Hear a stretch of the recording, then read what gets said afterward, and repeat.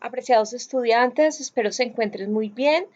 El propósito de este video es poder explicar de manera más profunda cómo deben diligenciar la matriz que hace parte de la fase 2 del curso Foreign Language Acquisition and Learning.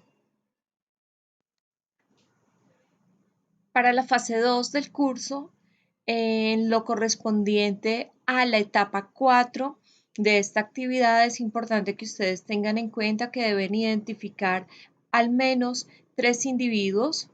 Estos individuos deben ser aprendices de una lengua extranjera. La idea es que ustedes puedan diligenciar las matrices que se les han presentado a ustedes. Estas matrices deben ser diligenciadas en su totalidad. Es importante que cada uno de los argumentos que ustedes utilicen para el diligenciamiento de cada ítem correspondiente a la matriz sea soportado con un aporte teórico que les permita a ustedes fundamentar lo que allí están identificando. Es importante también que tengan en cuenta que estas matrices deben ser entregadas en el entorno de evaluación del curso y por favor estas matrices no deben ser enviadas al ePortfolio.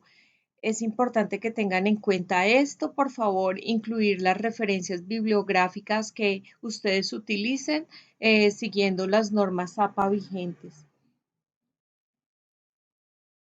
Es importante que tengan en cuenta que deben haber leído y estudiado los contenidos que tiene la unidad 1 del curso. Deben haber leído en su totalidad y comprendido la guía de actividades correspondientes a esta fase y la rúbrica de evaluación. También les pido por favor que sigan de manera detallada las instrucciones dadas por cada uno de sus tutores. Para iniciar la fase 1 de nuestra actividad, es importante que nosotros hayamos leído el libro de Study of Second Language Acquisition, escrito por Robert Ellis. Este libro nos ayudará a nosotros a entender diferentes teorías relacionadas con el aprendizaje de una lengua extranjera. Adicionalmente, incluye las teorías que nosotros debemos utilizar como soporte para poder desarrollar la matriz que se propone para esta actividad. Como parte fundamental para el desarrollo de esta actividad, es importante que los estudiantes hayan leído el libro que estaba incluido en la primera unidad del curso, que se llama The Study of Second Language Acquisition, escrito por Rod Ellis. Este libro incluye las más importantes teorías para el aprendizaje de una lengua extranjera y que nos van a ayudar como una guía orientadora para poder soportar el análisis que hagamos en el desarrollo de la matriz. Apreciados estudiantes, es importante que tengan en cuenta que para algunos individuos que de los que vamos a observar o de los que hemos observado, ellos pueden identificársele como pro o contra cualquiera de los criterios. O en algunos casos, el criterio puede ser simplemente un beneficio o puede ser una desventaja. Es importante que tengan en cuenta que todo tiene que tener un soporte teórico. En el caso tal de que usted, por las condiciones de su práctica, no pueda observar como tal un grupo de individuos y puede identificar a los que usted quiere evaluar, entonces simplemente usted puede identificar a algún miembro de su familia, algún amigo, algún compañero de estudio que le pueda ayudar con el fin de poder desarrollar este análisis. La idea es que con base a lo que nosotros observamos en las clases en las cuales participamos, nosotros podamos identificar cuáles de estos ítems han sido beneficiosos o por el contrario han sido una desventaja para el aprendizaje de la lengua extranjera en esos estudiantes. Por ejemplo, vamos a empezar a revisar ítem por ítem para que nosotros podamos recordar ese individuo que vamos a referenciar y podamos establecer si a nuestro juicio y con base teórica, esas personas han tenido algún tipo de ventaja o desventaja, pro o contra, como lo cita la matriz, con respecto a su proceso de aprendizaje de lengua extranjera debido a cada uno de esos ítems que se van a evaluar. Con respecto a la edad, partimos de lo que plantea Deprez en el sentido de que el bilingüismo desde el nivel preescolar facilita el aprendizaje de otros idiomas, al mismo tiempo que se desarrolla la capacidad de abstracción, de interacción entre las habilidades lingüísticas y culturales, la escucha, la adaptación, la creatividad y el criterio. El conjunto de todas estas eh, características metalingüísticas hacen que el individuo desarrolle desde un grado temprano la capacidad de aprender una lengua extranjera. Entonces, por ejemplo, nosotros podemos revisar si nuestro individuo durante su proceso académico ha podido tener una capacitación en cuanto a lengua extranjera desde primera infancia. Entonces, eso hace que el individuo se sienta más cómodo con respecto al aprendizaje, que ya su cerebro esté adaptado al proceso de adquisición de esta lengua extranjera, que se le facilite. Por el contrario, si tenemos un individuo en donde él recién ingresa a aprender esta lengua extranjera, puede ser que se le dificulte un poco más, sobre todo si es una persona que desde su primera infancia no inició con ese proceso. Entonces, partiendo de esto, podemos citar a otros teóricos, por ejemplo, a Lenneberg, el cual era un lingüista y neurólogo pionero de la hipótesis sobre la adquisición del lenguaje, y la psicología cognitiva. Él basa sus argumentos en cuestiones fisiológicas tales como las modificaciones en las que la composición química de la corteza cerebral y la neurodensidad o la frecuencia de las ondas cerebrales van avanzando a medida que nosotros nos vamos desarrollando como individuos. Los resultados alcanzados en estas áreas ayudan a afirmar su hipótesis del periodo crítico que se presenta cuando los niños llegan a la pubertad, a partir de la cual merma la capacidad para adquirir un segundo lenguaje. De igual manera, Piaget concibe a la pubertad como el estadio de las operaciones formales que aparecen de los 12 años en adelante. A partir de este momento, el cerebro está menos habilitado para el aprendizaje de un segundo idioma. También otro teórico, Lenneberg, él afirma que uno de los conceptos fundamentales de su hipótesis es la lateralización cerebral, es decir, que cada hemisferio se especializa en una determinada función. Los procesos del lenguaje tienen lugar predominantemente en el izquierdo más que en el derecho y también interviene en el procesamiento de la entonación. Entonces, visto esto, entonces también es importante que nosotros podamos identificar si nuestro individuo se encuentra en un periodo crítico.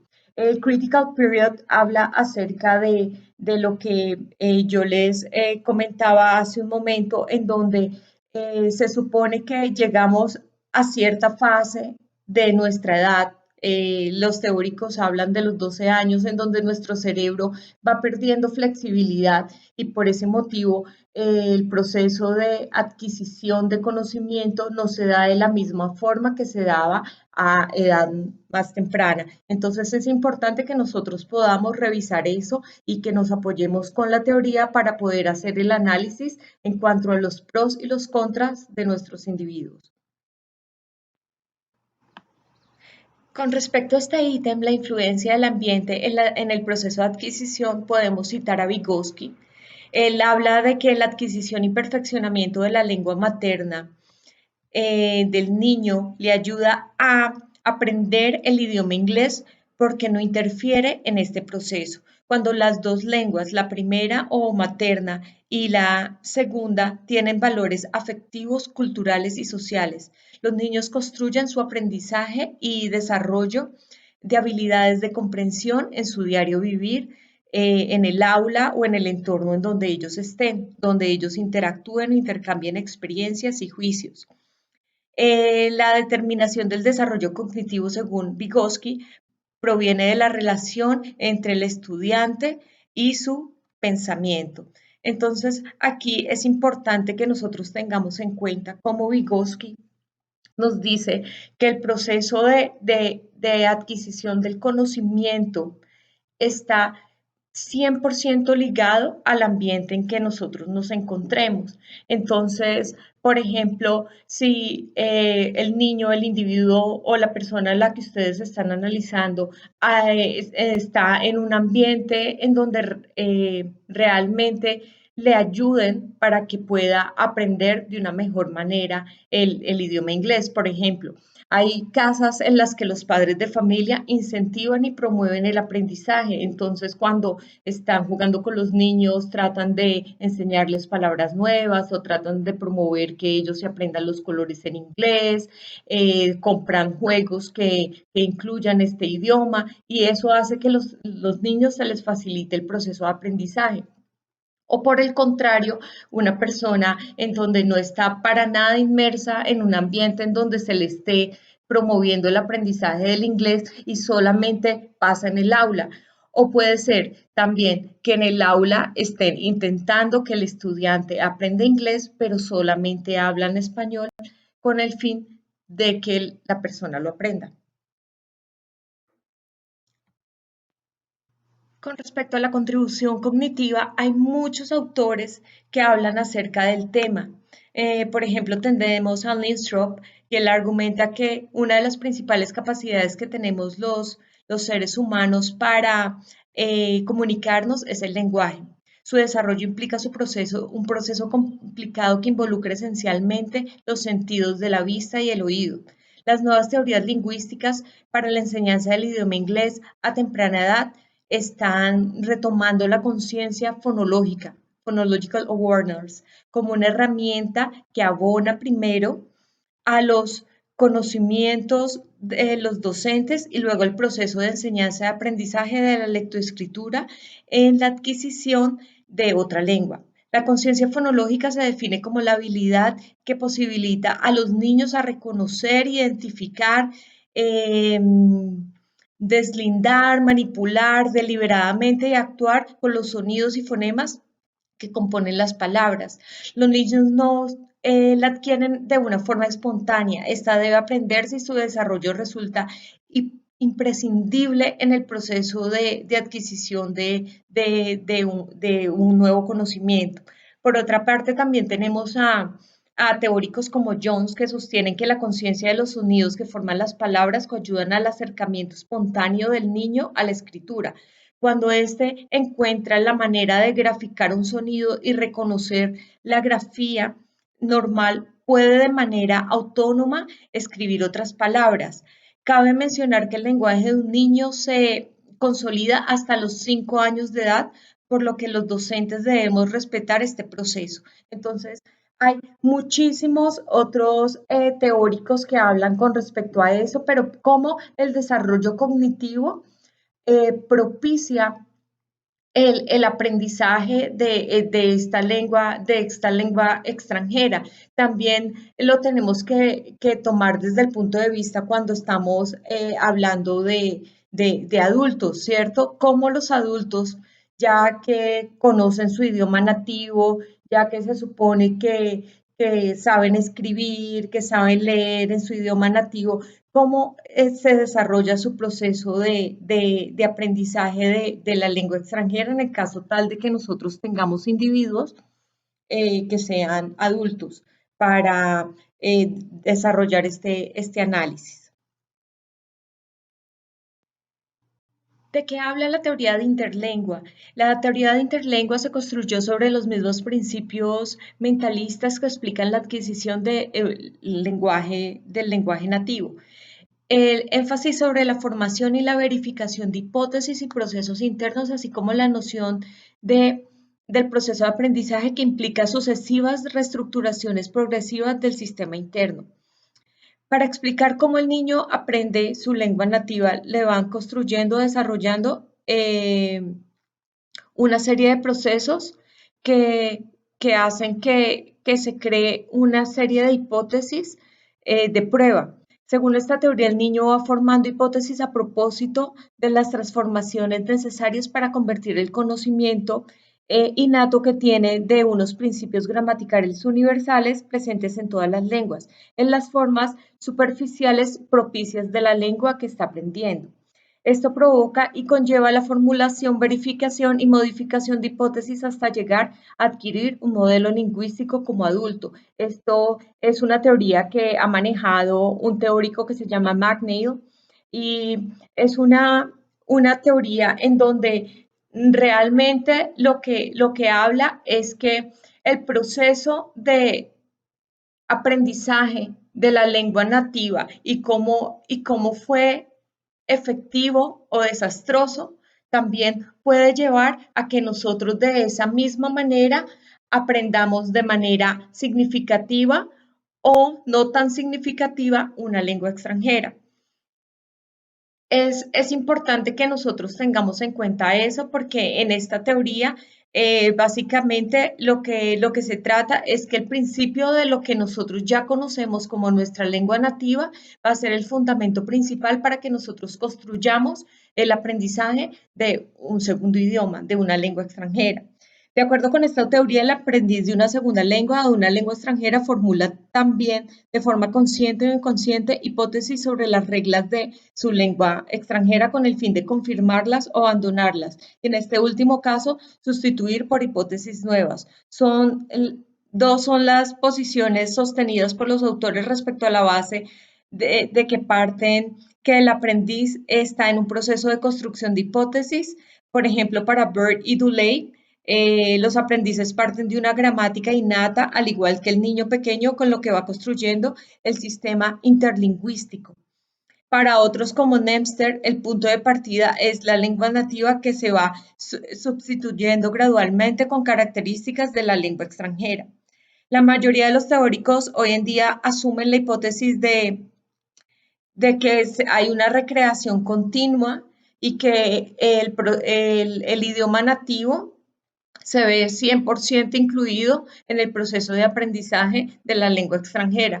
Entonces, por eso es que hay personas que no pueden desligar el proceso cuando van a hablar en inglés, no pueden desligar su lengua nativa, entonces ellos en su cerebro hacen un proceso de voy a pensar en español, estructurar todo en español y posteriormente yo ya lo voy a hacer en el idioma extranjero que vaya a hablar, pues en este caso, pues el inglés.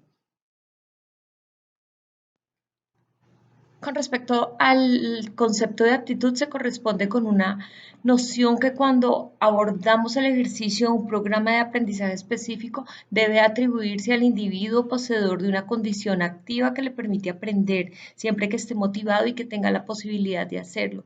Se presume que esta capacidad depende de una cierta combinación de características más o menos constantes en el individuo, de acuerdo a lo que dice el teórico Carroll. Esta definición con respecto a la aptitud corresponde con la idea expresada por Stern de que la adquisición de una lengua, al igual que lo es la competencia de la misma, no es algo monolítico, sino un conjunto de constituyentes que unidos confieren unidad al conjunto.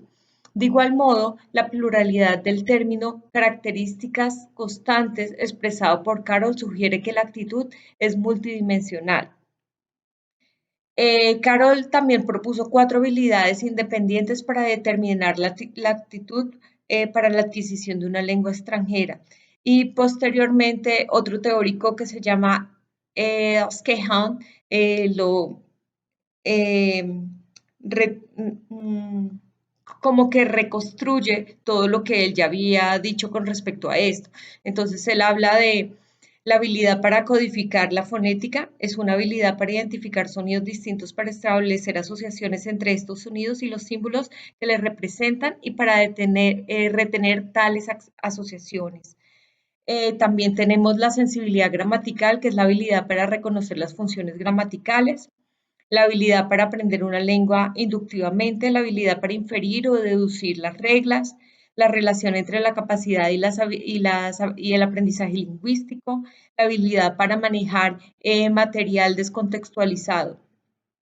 Entonces es importante, por ejemplo, que tengamos en cuenta y analicemos el campo aptitudinal de nuestros individuos para que revisemos los pros y los contras con respecto a su proceso de aprendizaje y cómo esta aptitud beneficia o por el contrario es una gran desventaja en su proceso. Recuerden que, como dije al principio, la aptitud es algo que nace del individuo, o sea, yo quiero aprender, la necesidad, las ganas de aprender. Goleman afirma que las emociones dificultan o favorecen nuestra capacidad de pensar, de planificar, de aprender lo necesario para alcanzar un objetivo a largo plazo, de solucionar problemas. En este mismo sentido, establecen los límites de nuestras capacidades mentales innatas y determinan así los logros que podremos alcanzar en nuestra vida. Y en la medida que estemos motivados por el entusiasmo y el gusto en lo que hacemos, podemos garantizar un aprendizaje de manera más efectiva. De acuerdo a teóricos como Lambert y Gardner, existen varios tipos de motivación. Entonces hay una motivación que es integradora, que se produce en este tipo de motivación cuando el sujeto quiere aprender esa lengua por interés hacia esa cultura de la propia, a la cual pertenece la lengua, propiciando una actitud positiva para el proceso de aprendizaje. También hay una motivación instrumental cuando ese aprendizaje se produce con fines utilitarios, por ejemplo, con posibilidades de encontrar trabajo o porque voy a ser un mejor profesional en un futuro si sé algo de inglés. Motivación intrínseca se produce cuando el sujeto realiza el aprendizaje por la acción en sí misma y no como respuesta a estímulos externos, como sería el caso de castigo, recompensas, temor, obligación. Entonces, que en ocasiones, desafortunadamente, eso es lo que pasa pues en nuestros procesos académicos, ¿cierto? Que obligan a los niños a aprender inglés, a aprender química, a aprender física, cuando no son materias que a ellos les gusten. O la motivación extrínseca, cuando el alumno realiza el aprendizaje con el proceso de evitar un castigo o también sería el caso de obtener una recompensa. Entonces, es importante que tengamos en cuenta eso. Con respecto a las actitudes hacia la situación de aprendizaje, eh, contribuyen a la motivación general de aprender el idioma. En esta conceptualización del término, un individuo motivado hace un esfuerzo por aprender el idioma, es decir, hace su tarea, participa en clase, quiere aprender el idioma y disfruta del aprendizaje de esa lengua, según lo que explica Gardner. La teoría de la autodeterminación es una teoría muy importante que deberíamos tener en cuenta a la hora de analizar el proceso actitudinal en el aprendizaje de una lengua extranjera. Gardner y Lambert nuevamente postularon que los objetivos que nos motivan para aprender una segunda lengua se podrían dividir básicamente en dos. En la orientación integradora, que es la predisposición positiva hacia el grupo de esa lengua extranjera y el deseo de interactuar con ellos. La orientación instrumental se asocia con los beneficios pragmáticos que se obtienen de la adquisición de la lengua extranjera, por ejemplo, un trabajo mejor. En mi caso, por ejemplo, yo empecé a aprender inglés por orientación integradora, porque yo estaba muy interesada en entender lo que decían las letras de las canciones que a mí me gustaban, porque me gusta mucho el rock. Entonces, eso me ayudó a mí a promover ese proceso de autoaprendizaje, porque yo aprendía una medida más, en una forma más ágil de lo que me enseñaban en el colegio. Entonces, eso ayuda mucho. Entonces, es importante que lo tengamos en cuenta para el análisis de este ítem en particular.